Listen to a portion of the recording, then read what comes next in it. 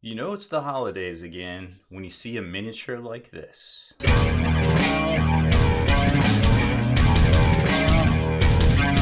Spiky Bits.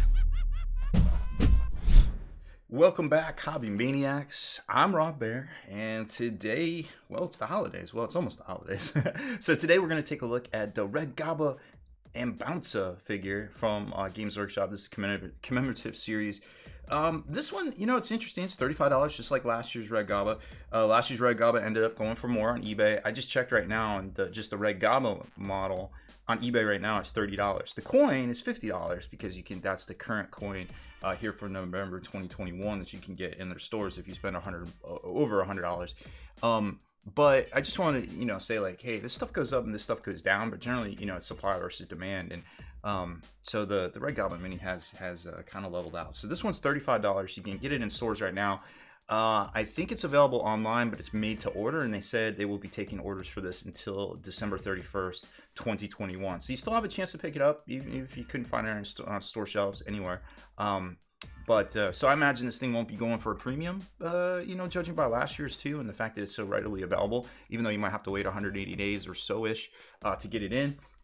So I imagine most people are just going to pick one up off the shelves. Well, either way, it's a cool little mini, and, it's kind of like a new take on kind of the old mini that they offered last year. Though my only criticism, just looking at it right here, is I think they missed a huge opportunity to give him a Rudolph the Red-Nosed Reindeer nose here, because I'm not seeing one on any of this. But let's open it up, take a look. I'm sure it's just the one sprue. Yep, one sprue, and it comes with a textured base. That's cool. I was like, holy crap, they forgot the base, but no, they didn't. The base is right there.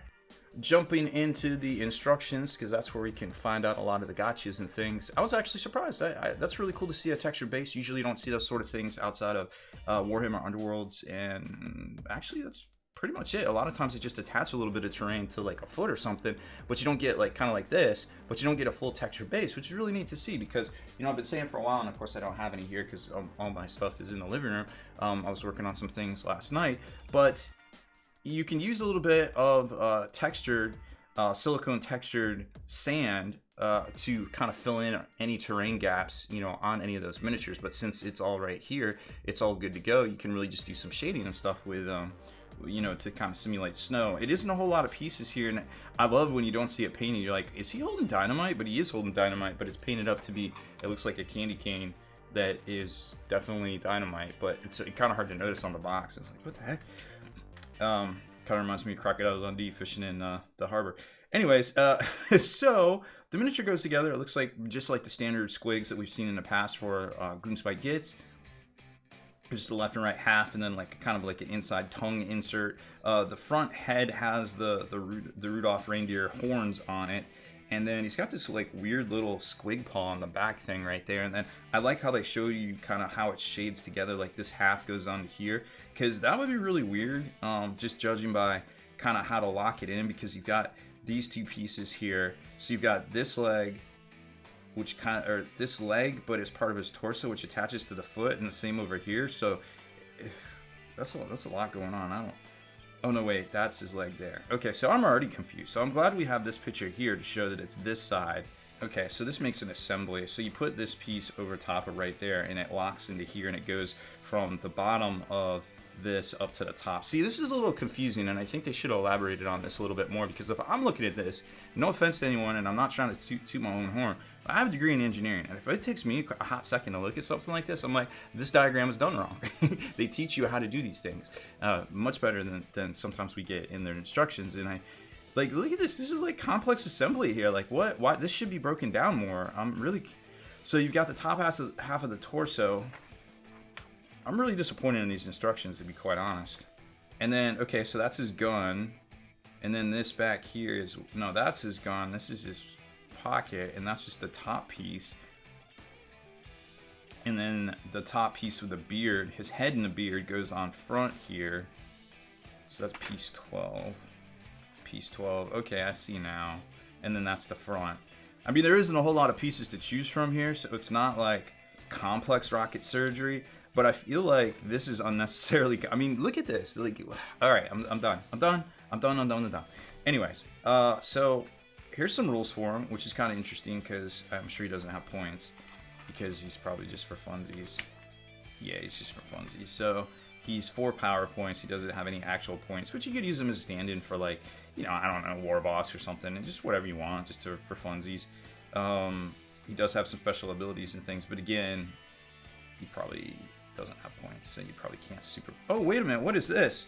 There is a Rudolph the Red-Nosed Reindeer nose. Well, they should have led with that. Talk about burying the lead. Holy cow, look at that. So there is... Wow, look at that. There is a Rudolph the Red-Nosed Reindeer, but they didn't put it on any of the pictures.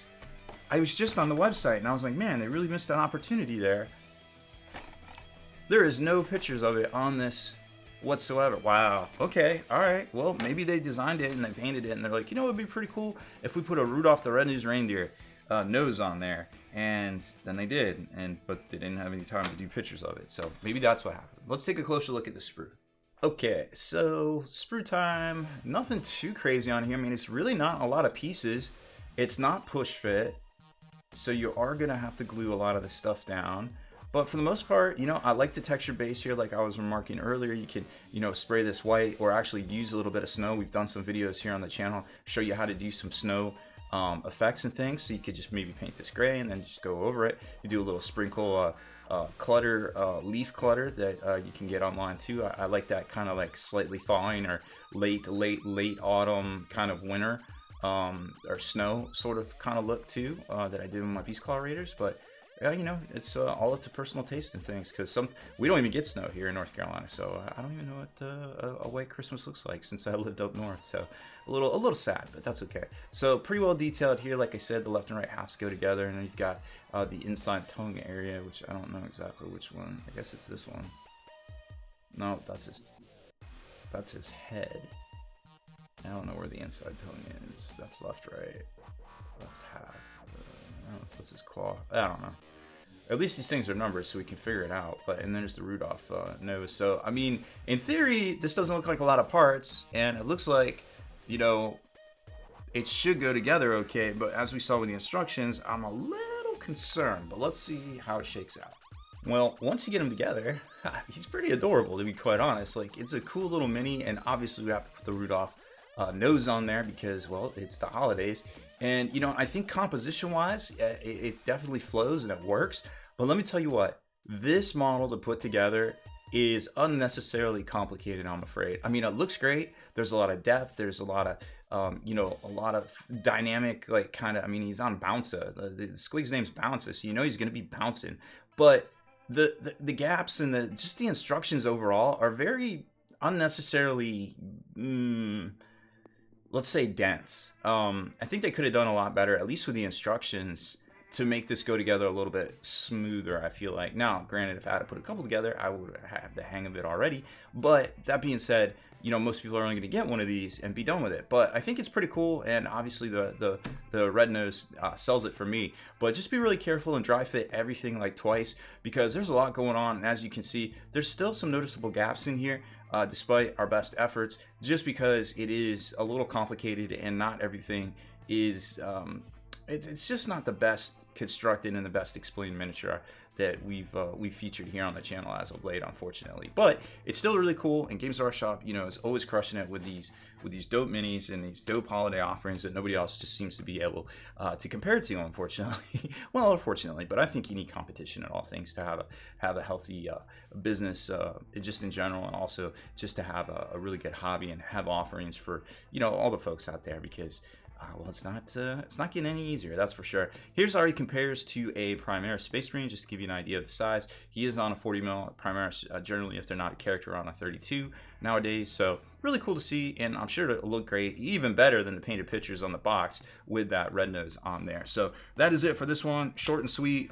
It'll be available, like I said, for the next month and a half or so. So if you're looking to pick one up, go ahead and scoop it up from your local game store. You can hit up the G-Dub site. Just remember, always vote with your hobby dollars. So do me a favor, hit that subscribe button and turn on notifications so you can be the very first to like and comment on all our videos.